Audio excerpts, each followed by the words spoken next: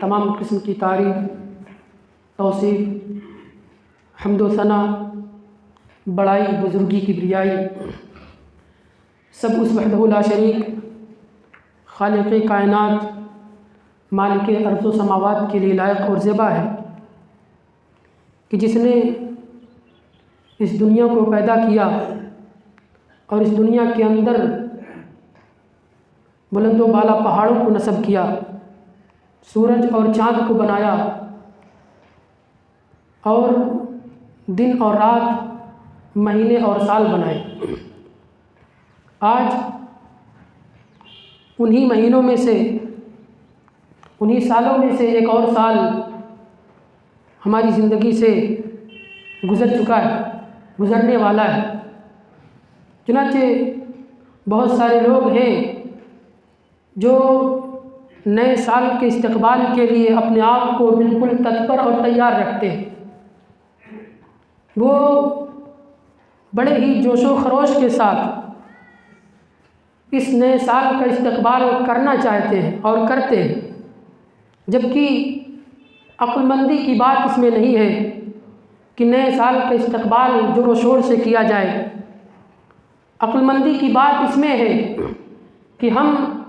یہ سوچیں، یہ غور و فکر کریں کہ گزرنے والے سال میں ہم نے کیا کیا، کن مصائب و مشکلات کا سامنا ہم کو ہوا، اور ان مصائب و مشکلات کے آنے پر ہمارا رد عمل کیا تھا، یا آئندہ آنے والے سال میں جو مصائب و مشکلات ہم پر آئیں گے، جو اللہ رب العالمین کی نعمتیں ہم پر نچھاور کی جائیں گی، ان نعمتوں پر یا ان مشکلوں پر ہمارا رد عمل کیسا ہوگا۔ عقل مندی کی بات اس میں ہے۔ شاعر نے بڑی ہی خوبصورت بات کہی ہے، ایک اور اینٹ گر گئی دیوار حیات سے، نادان کہہ رہے ہیں نیا سال مبارک۔ تو جب بھی نیا سال آتا ہے تو آپ کی زندگی کا ایک سال ختم ہو جاتا ہے، آپ کی زندگی کا ایک سال ختم ہو جاتا ہے، وہ سال جس میں آپ اللہ رب العالمین کی نعمتوں کی شکر گزاری کرتے تھے، وہ سال ختم ہو جاتا ہے جس سال کے اندر آپ اللہ رب العالمین کی آزمائشوں پر پورا اترنے کی کوشش کیا کرتے تھے۔ لہذا ہمیں آج نئے سال کی آمد پر یہ عہد کرنا چاہیے کہ ہمارا رویہ آنے والے سالوں میں کیسا ہوگا، ہمارا طریقہ کیسا ہوگا، ہمارا کردار کیسا ہوگا، اسی چیز پر ہمیں غور و فکر کرنی چاہیے۔ کیونکہ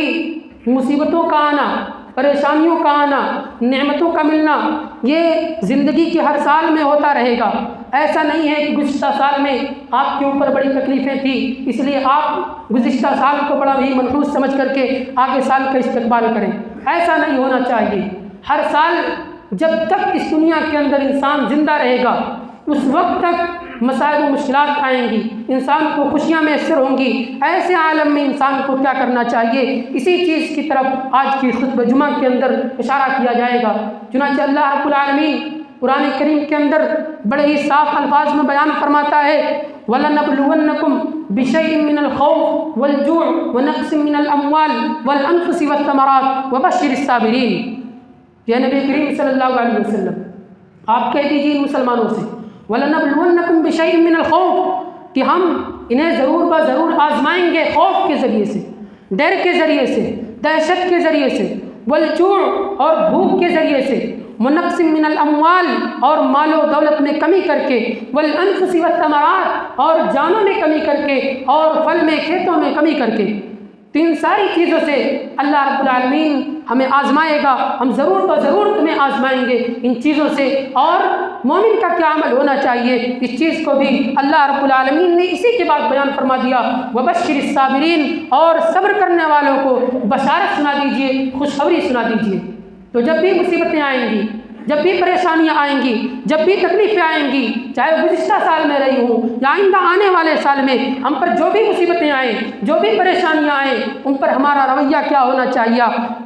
چاہیے، ہمارا رد عمل کیا ہونا چاہیے، وہ اللہ رب العالمین نے اور نبی کریم صلی اللہ علیہ وسلم نے بڑے ہی واضح الفاظ میں بیان فرما دیا ہے۔ چنانچہ سب سے پہلی چیز آئیے یہ جانتے ہیں کہ آخر یہ مصیبتیں، یہ تکلیفیں، یہ پریشانیاں آتی کیوں ہیں۔ کیا ایسا نہیں ہو سکتا کہ اللہ رب العالمین ہمیں اس دنیا کے اندر صرف آسائشیں ہی آسائشیں دے دے؟ کیا ایسا نہیں ہو سکتا کہ اللہ رب العالمین صرف خوشیاں ہی خوشیاں ہمیں عطا کر دے؟ ہرگز ایسا نہیں ہو سکتا، کیونکہ یہ دنیا دارالامتحان ہے۔ یہاں پر اللہ رب العالمین نے آزمائش کے لیے، امتحان لینے کے لیے بھیجا ہے، لہذا جب تک آپ اس دنیا کے اندر زندہ رہیں گے آزمائشیں آتی رہیں گی، مصیبتیں اور تکلیفیں آتی رہیں گی، لیکن ان مصیبتوں کا مقصد کیا ہوتا ہے؟ ان مصیبتوں کا مقصد اللہ رب العالمین یہاں الگ الگ ہوا کرتے ہیں۔ اگر کوئی کافر ہے، کوئی مشرک ہے، اس پر مصیبتیں اور پریشانیاں بہت ہی کم آتی ہیں۔ مسلمانوں کے بنسبت مشرکین پر، مسلمانوں کے بنسبت کافروں پر مصیبتیں اور پریشانیاں کم آتی ہیں۔ کیوں؟ اس کی بہت ساری وجوہات ہیں۔ سب سے بڑی وجہ یہ ہے کہ اللہ رب العالمین اگر کسی مومن پر مصیبت ڈالتا ہے تو وہ اس لیے ڈالتا ہے تاکہ اس کی آزمائش کر سکے، اس کے ایمان کی جانچ کر سکے کہ کیا یہ اپنے ایمان میں پختہ ہے یا نہیں ہے، کیا یہ اپنے ایمان پر ثابت قدم رہنے والا ہے یا نہیں ہے، کیا یہ اپنے ایمان پر مضبوطی سے قائم رہنے والا ہے یا نہیں ہے۔ ایمان کو جانچنے کے لیے اللہ رب العالمین مصیبتوں کو نازل کرتا ہے۔ چنانچہ قرآن کریم کے اندر اللہ رب العالمین نے ارشاد فرمایا، احسب الناس ان یترکوا ان یقولوا آمنا وهم لا یفتنون، کیا لوگوں نے یہ سمجھ رکھا ہے کہ انہوں نے یہ کہہ دیا کہ ہم ایمان لے آئے، ہم مسلمان ہو گئے اور انہیں یوں ہی چھوڑ دیا جائے گا، آزمایا نہیں جائے گا؟ ہرگز نہیں۔ اللہ رب العالمین ایمان لانے کے بعد تمہیں آزمائے گا۔ ہم مسلمان ہیں تو آزمائشیں آئیں گی۔ وہ آزمائشیں کیوں آئیں گی؟ اس لیے تاکہ اللہ رب العالمین جانچے کہ کیا آپ اپنے ایمان پر ثابت قدم رہنے والے ہیں یا نہیں ہیں، آپ ایمان پر مضبوطی سے قائم رہنے والے ہیں یا نہیں ہیں۔ چنانچہ آپ دیکھیے حضرت موسیٰ علیہ السلام کے زمانے میں جب فرعون کو حضرت موسیٰ علیہ السلام نے چیلنج دیا، فرعون نے جادوگروں کو جمع کیا اور میدان میں معرکہ میں مسلمان اور فرعون کے جادوگر اور موسیٰ علیہ السلام کا مقابلہ ہوا، اور فرعون کے جادوگر جب موسیٰ علیہ السلام سے کی لاٹھی کے بنائے گئے سانپوں سے ہار گئے تو تمام کے تمام جادوگر سجدے میں گر گئے اور کہنے لگے آمنا برب ہارون و موسیٰ، کہ ہم موسیٰ اور ہارون کے رب پر ایمان لاتے ہیں۔ وہ ایمان لے آئے تھے، اللہ رب العالمین کی وحدانیت کے اقرار کر چکے تھے، لیکن اس ایمان لانے کے بعد اللہ رب العالمین نے انہیں یوں ہی نہیں چھوڑ دیا، بلکہ اللہ رب العالمین نے ان کو فوراً آزمایا۔ چنانچہ فرعون کی طرف سے آدیش آیا، فرعون کی طرف سے حکم آیا، آمنتم لہ قبل ان آذن لکم انہ لکبیرکم الذی علمکم السحر فلأقطعن ایدیکم وارجلکم من خلاف ولأصلبنکم فی جذوع النخل ولتعلمن اینا اشد عذابا وابقا۔ فرعون کہنے لگا آمنتم لہ قبل ان آذن لکم، میری اجازت سے پہلے ہی تم موسیٰ پر ایمان لے آئے؟ انہ لکبیرکم الذی علمکم السحر، یہ تمہارا استاد ہے جس نے تمہیں جادوگری سکھلایا ہے۔ فلأقطعن ایدیکم وارجلکم من خلاف، تو میں ضرور بضرور تمہارے ہاتھ اور پیر کو مخالف سمت سے کاٹ دوں گا۔ ولأصلبنکم فی جذوع النخل، اور میں تمہیں کھجور کے تنوں میں سولی دوں گا۔ ولتعلمن اینا اشد عذابا وابقا، اور تم جان لو گے کہ ہم میں سے کس کا عذاب زیادہ سخت اور دیر پا ہے۔ تو فرعون کے ذریعے سے، فرعون کے جادوگر جب ایمان لے آئے تو اللہ رب العالمین نے فرعون کے ذریعے سے ان کو آزمایا، لیکن وہ اپنی ایمان پر ثابت قدمی سے جمے رہے، وہ اللہ رب العالمین کی اس آزمائش میں کامیاب ہوئے۔ چنانچہ فرعون کے جادوگروں نے جواب دیا، قالوا لن نؤثرك على ما جاءنا من البينات والذي فطرنا فاقض ما انت قاض انما تقضي هذه الحياة الدنيا۔ یا فرعون سن لے، قالوا لن نؤثرك على ما جاءنا من البينات، جو واضح دلیلیں ہم تک آ چکی ہیں اور جس رب نے ہمیں پیدا کیا ہے ان واضح دلیلوں پر اور اس رب پر ہم تجھے ہرگز فوقیت نہیں دے سکتے، تجھے جو کرنا ہے کر لے۔ انما تقضي هذه الحياة الدنيا، تو بس اس دنیا کی زندگی کا یہ اختیار رکھتا ہے، اس دنیا کے اندر جو کرنا ہے کر لے، تجھے آخرت میں کوئی اختیار نہیں ہے۔ تو بس دنیا کے اندر ہمارا کچھ بگاڑنا چاہتا ہے تو بگاڑ لے، لیکن ہم ایمان سے دستبردار ہونے والے نہیں ہیں۔ تو اللہ رب العالمین نے یہ مصیبت ڈالی، آزمائشیں ڈالی، جادوگروں پر یہ مصیبتیں ڈالی، صرف اور صرف ان کی آزمائش کے لیے، جانچنے کے لیے کہ کیا یہ ایمان پر مضبوطی سے قائم رہیں گے یا نہیں رہیں گے، یہ ایمان پر مضبوطی سے قائم رہنے والے ہیں یا نہیں ہیں۔ تو ہمارے اور آپ کے اوپر اگر مصیبت آتی ہے، پریشانی آتی ہے، تو اس کی ایک وجہ یہ ہوتی ہے کہ اللہ رب العالمین ہمیں آزما رہا ہوتا ہے، لہذا ایسے موقع پر اللہ رب العالمین کی آزمائش میں ہمیں کھرا ثابت اترنا ہے، اللہ رب العالمین کی آزمائش میں ہمیں کامیاب ہونے کی کوشش کرنی ہے۔ اسی طریقے سے دوسری مصلحت جو مصیبتوں اور پریشانیوں کے آنے کی ہے وہ یہ ہے کہ اللہ رب العالمین اس کے ذریعے سے بندوں کے گناہوں کو معاف کر دیتا ہے۔ جب کوئی مصیبت اور پریشانی آتی ہے اور بندہ اس پر صبر کرتا ہے تو اللہ رب العالمین اس کے گناہ کو، اس کی جو نافرمانیاں ہوتی ہیں، جو اس کی اللہ رب العالمین کے خلاف بغاوتیں کرتا ہے، جو بہت سارے گناہ کے کام کر رکھے ہوتے ہیں، وہ سارے کے سارے گناہوں کو اللہ رب العالمین ان مصیبتوں کو لا کر کے اللہ رب العالمین معاف کر دیتا ہے۔ چنانچہ حدیث کے اندر آتا ہے، اللہ کے نبی صلی اللہ علیہ وسلم ارشاد فرماتے ہیں کہ جب بھی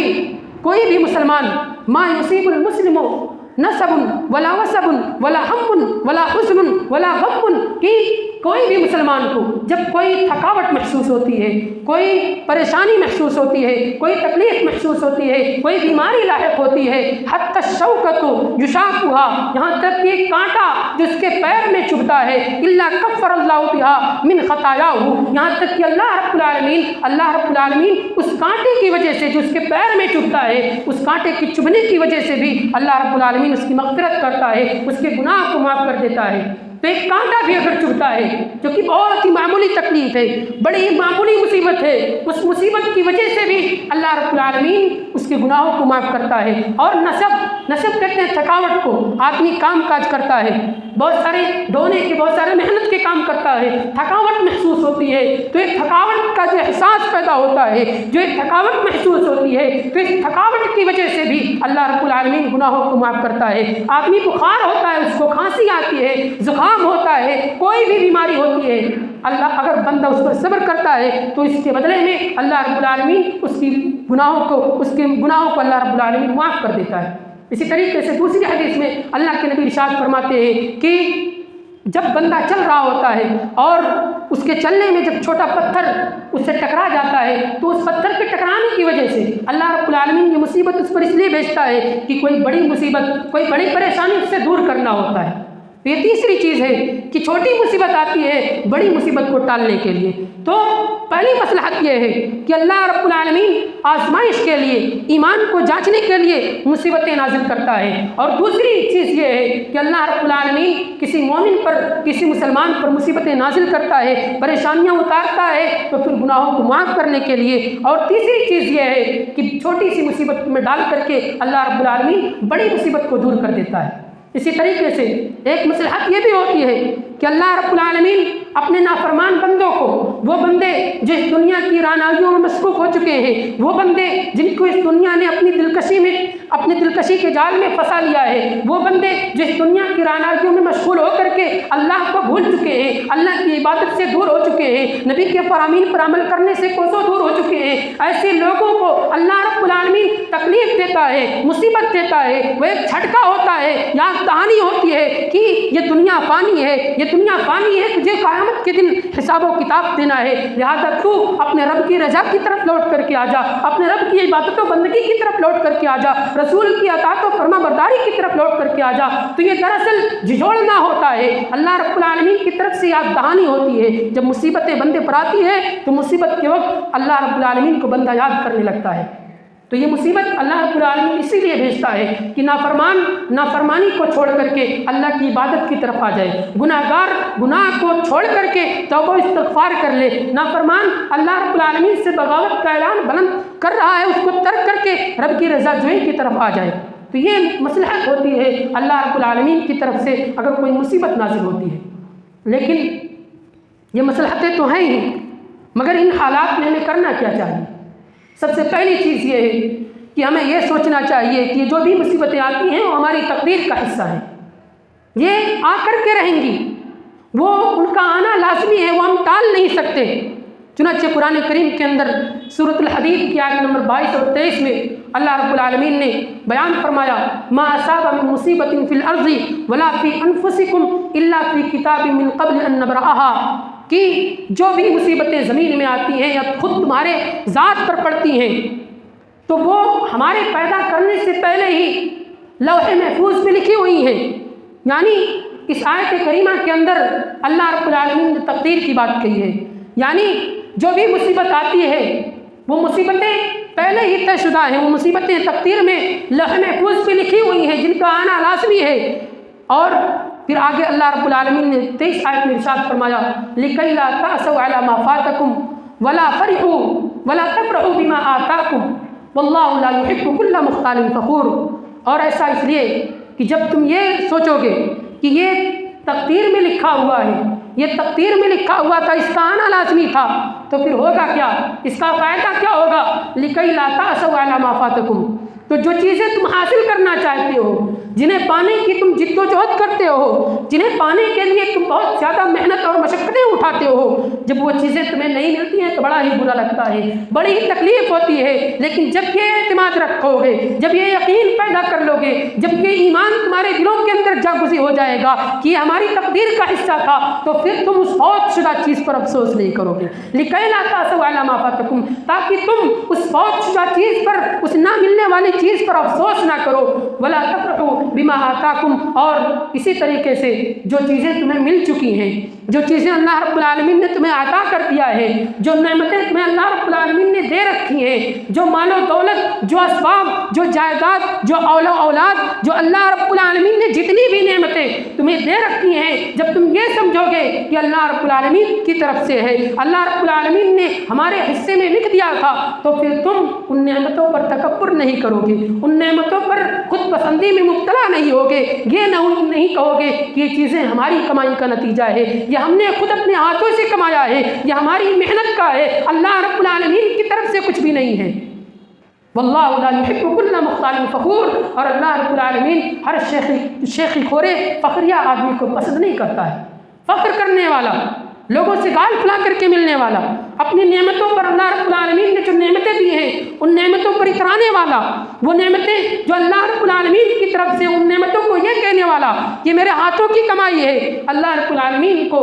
ایسا شخص بالکل ہی ناپسندیدہ ہے۔ چنانچہ قارون کو دیکھیے، موسیٰ علیہ السلام کا بڑا ایماندار شخص تھا، اللہ رب العالمین نے جب اس نے یہ کہا کہ یہ ساری کی ساری دولت میرے علم کی وجہ سے ہے، میں نے اپنے ہاتھوں سے کمایا ہے، اللہ رب العالمین کا اس میں کوئی دخل نہیں ہے، یہ میری محنت کا نتیجہ ہے، تو اللہ رب العالمین نے اس کے مال سمیت اس کو زمین کے اندر دھسا دیا تھا۔ تو اللہ رب العالمین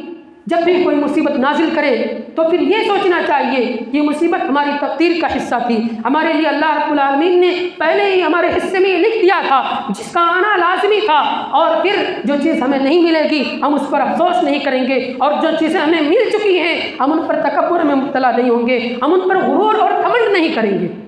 اسی طریقے سے جب مصیبت اور پریشانی آئے تو سب سے پہلی چیز وہ ہے ہمیں صبر کرنا چاہیے۔ چنانچہ قرآن کریم کے اندر اللہ رب العالمین ارشاد فرماتا ہے، یا ایھا الذین آمنوا استعینوا بالصبر والصلاۃ ان اللہ مع الصابرین، کہ وہ لوگوں جو ایمان لائے ہو، استعینوا بالصبر والصلاۃ، نماز کے ذریعے سے اور صبر کے ذریعے سے اللہ رب العالمین کی مدد حاصل کرو، ان اللہ مع الصابرین، یقیناً اللہ رب العالمین صبر کرنے والوں کے ساتھ ہے۔ ہم اور آپ سوچتے ہوں گے کہ ہم تو صبر کرتے ہیں، ہمیں کوئی مصیبت لاحق ہوتی ہے تو ہم اس پر صبر کرتے ہیں، حالانکہ بات ایسی نہیں ہے۔ جب بھی ہمیں کوئی مصیبت لاحق ہوتی ہے تو ہم اپنے گریبان میں جھانک کر دیکھیں، اپنے آپ کا معائنہ کریں، اپنے آپ کا محاسبہ کریں کہ ہمارا رد عمل پہلا کیا ہوتا ہے۔ کیا ہم یہ جواب دیتے ہیں؟ کیا مصیبت کے وقت ہماری زبان سے کلمہ نکلتا ہے قدر اللہ ما شاء فعل، کہ اللہ رب العالمین نے جو مقدر میں لکھا تھا وہ ہو گیا؟ ہرگز نہیں، بلکہ جب مصیبت آتی ہے تو ہمارا اس پر سب سے پہلا کام ہوتا ہے رونا چلانا، اور اللہ کے نبی کی حدیث ہے لیس منا من لطم الخدود وشق الجیوب ودعا بدعوى الجاہلیہ، کہ وہ شخص ہم میں سے نہیں ہے جب مصیبت آئے تو گریبان چاک کرے، گالوں پر تماچے مارے اور زمانے جاہلیت کی پکارے۔ تو ہمارا رد عمل کیا ہوتا ہے کہ جب مصیبت آتی ہے تو شکوے شکایتیں شروع کرتے ہیں، اور پھر بعد میں ہم کہتے ہیں کہ اب ہم صبر کر رہے ہیں۔ تو یہ صبر نہیں ہے، صبر یہ ہے کہ مصیبت آئی فوراً صبر کیا جائے، فوراً اللہ رب العالمین کی رضامندی پر راضی ہو جایا جائے، اللہ کی رضا پر خوش ہو جایا جائے، کوئی شکوے شکایتیں نہ کی جائے۔ ایک مرتبہ ایک عورت جس کا بیٹا انتقال ہو گیا تھا، شیرخوار بچہ تھا جس کا انتقال ہو گیا، عورت بڑی غمگین ہوئی،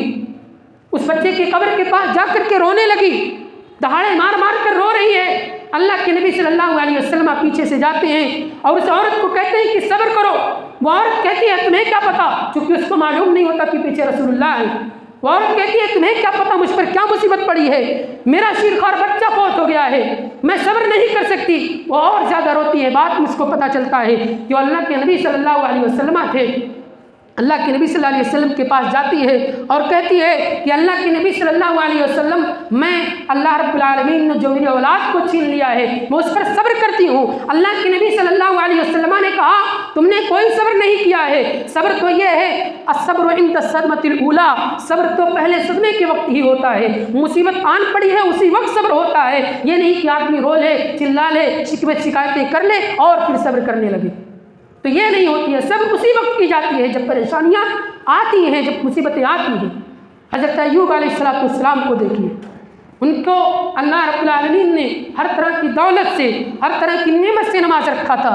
لیکن جب اللہ رب العالمین نے ان کو مبتلا کیا آزمائش میں تو ساری کی ساری نعمتیں، ساری کی ساری دولت، سارے کے سارے اولاد، ساری بیویاں، سارے باغات، ہر نعمت سے ان کو محروم کر دیا۔ لیکن حضرت ایوب علیہ السلام کا کیا تھا معاملہ؟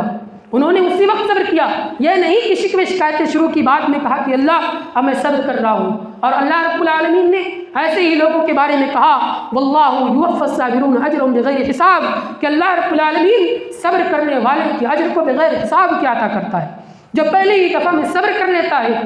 تو جو نعمت تم سے فوت ہوتی ہے، جو نعمت اللہ رب العالمین تم سے چھینتا ہے، اس نعمت سے کہیں زیادہ بہترین بدلہ قیامت کے دن اللہ رب العالمین تمہیں عطا کرنے والا ہے اگر آپ اسی وقت صبر کر لیا کرتے ہیں۔ اور مومن کا تو معاملہ بھی یہی ہونا چاہیے کہ جب مصیبت آئے تو صبر کر لیں۔ اللہ کے نبی صلی اللہ علیہ وسلم کی حدیث ہے، ارشاد فرماتے ہیں عجبا لامر المؤمن ان امرہ کل لہ خیر، کہ مومن کا معاملہ تو بڑا ہی عجیب ہے،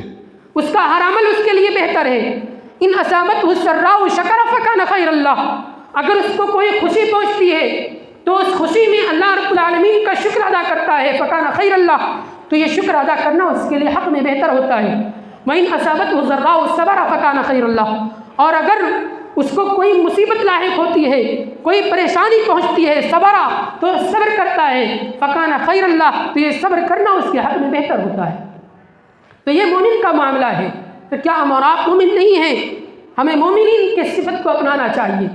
اور کوئی بھی مصیبت آئے تو فوراً صبر کے دامن کو مضبوطی سے تھام لینا چاہیے۔ اسی طریقے سے تیسری چیز کہ جب کوئی مصیبت آئے، کوئی پریشانی آئے تو پھر ہمیں توبہ استغفار کرنا چاہیے، کیونکہ کوئی بھی مصیبت آتی ہے، پریشانی آتی ہے تو ہمارے کرتوتوں کا نتیجہ ہوتی ہے، ہمارے گناہوں کا، ہمارے برائیوں کا نتیجہ ہوتی ہے۔ ما اصابتکم من مصیبت فبما کسبت ایدیکم، جو بھی مصیبتیں تم پر نازل ہوتی ہیں تو تمہارے اپنے کرتوتوں کا نتیجہ ہوتی ہیں، تمہارے اپنے ہاتھوں کی کمائی ہوتی ہیں۔ تو اس وقت ہمیں کیا کرنا چاہیے کہ توبہ کرنا چاہیے، توبہ استغفار کرنا چاہیے۔ چنانچہ دیکھیے جب قحط سالی پڑتی ہے تو اللہ کے نبی صلی اللہ علیہ وسلم کا طریقہ کیا تھا؟ آپ میدان میں نکلتے تھے، تمام لوگ نکلتے تھے، توبہ استغفار کرتے تھے، کیونکہ گناہوں کی وجہ سے اللہ رب العالمین بارش کو روک لیا کرتا تھا۔ تو کوئی بھی مصیبت چاہے وہ زمین سے متعلق ہو، اس کائنات سے متعلق ہو، یا پھر خود ہماری ذات سے متعلق ہو، یہ ساری کی ساری مصیبتیں اگر آتی ہیں تو پھر یہ سب کی سب ہمارے اپنے کرتوتوں کا نتیجہ ہوتی ہیں۔ لہذا ہمیں جب بھی مصیبت آئے تو توبہ استغفار کرنا چاہیے۔ سورۃ نوح کے اندر اللہ رب العالمین نے ارشاد فرمایا فَقُلْتُ اسْتَغْفِرُوا رَبَّكُمْ إِنَّهُ كَانَ غَفَّارًا يُرْسِلِ السَّمَاءَ عَلَيْكُمْ مِدْرَارًا وَيُمْدِدْكُمْ بِأَمْوَالٍ وَبَنِينَ وَيَجْعَلْ لَكُمْ جَنَّاتٍ وَيَجْعَلْ لَكُمْ أَنْهَارًا۔ حضرت حسن بصری رحمہ اللہ کے پاس ایک عورت آتی ہے، کہتی ہے کہ میرے یہاں کوئی اولاد نہیں ہو رہا، اللہ سے دعا کر دیجئے کہ اللہ اولاد دے دے۔ اس کو کہتے ہیں کہ جا کر کے توبہ استغفار کرو۔ پھر دوسرا شخص آتا ہے، وہ کہتا ہے کہ بارش نہیں ہو رہی ہے، قحط سالی پڑی ہوئی ہے، اللہ سے دعا کریے کہ اللہ رب العالمین بارش کو نازل کرے۔ کہتے ہیں جاؤ توبہ استغفار کرو۔ پھر تیسرا شخص آتا ہے، کہتا ہے میرے باغات میں پھل نہیں آ رہے،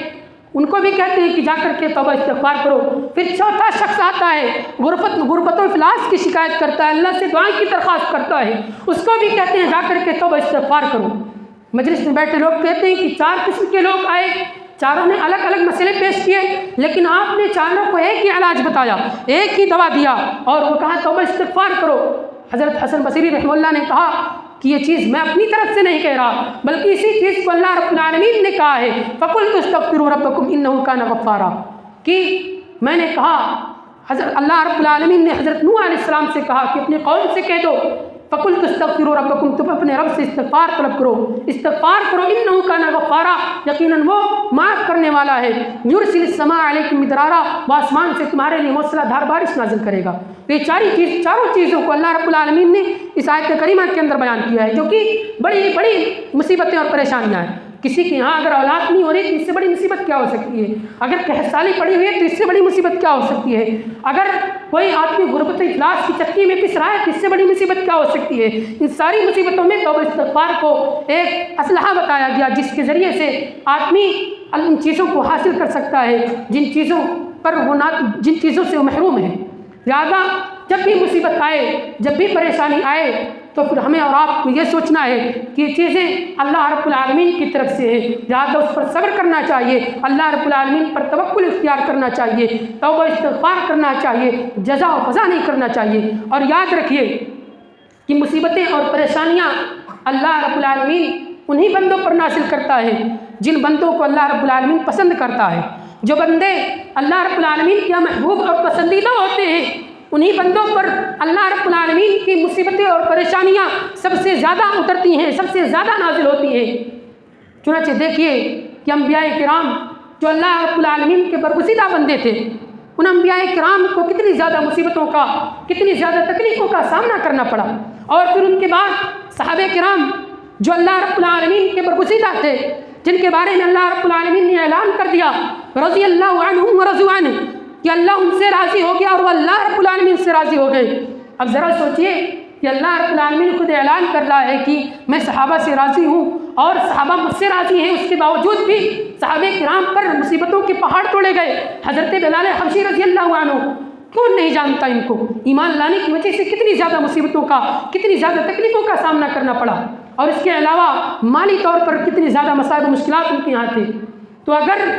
اللہ رب العالمین ایسا ہوتا کہ جو بندے نیک ہیں اللہ رب العالمین ان پر مصیبتیں نہ ڈالتا، تو پھر سب سے پہلے انبیاء کو اور اللہ رب العالمین کے رسولوں کو اس دنیا کے اندر کوئی مصیبت نہیں پہنچتی، اس کے بعد صحابہ کرام کو اس دنیا کے اندر کوئی مصیبت نہیں پہنچتی۔ لیکن چونکہ یہ مصیبتیں آتی ہیں اس لیے کہ صبر کرے آدمی تو اس کا بدلہ اللہ رب العالمین اور یہ زیادہ بہترین عطا کرے گا۔ تو یہ درجات کی بلندی کے لیے، گناہوں کی معافی کے لیے یہ مصیبتیں آتی ہیں، لہذا آدمی کو مصیبتوں پر صبر کرنا چاہیے اجر کی امید رکھتے ہوئے، یہ امید رکھتے ہوئے کہ اگر میں اس پر صبر کرتا ہوں تو اللہ رب العالمین مجھے اس کا بہترین بدلہ عطا فرمائے گا۔ واللہ یوفی الصابرین اجرهم بغیر حساب، کہ اللہ رب العالمین صبر کرنے والوں کا اجر بغیر حساب کیا عطا کرتا ہے۔ لہذا اللہ رب العالمین سے دعا گو ہوں کہ اللہ العالمین تو ہم تمام مسلمانوں کو مسائل و مشکلات پر صبر کرنے کی توفیق عطا فرما۔ اللہ رب العالمین تو ہمیں تیری عبادت اور بندگی کی توفیق عطا فرما۔ اللہ رب العالمین تو ہمیں گناہوں اور نافرمانیوں سے محفوظ فرما۔ آمین۔ آخر دعوانا ان الحمد للہ رب العالمین۔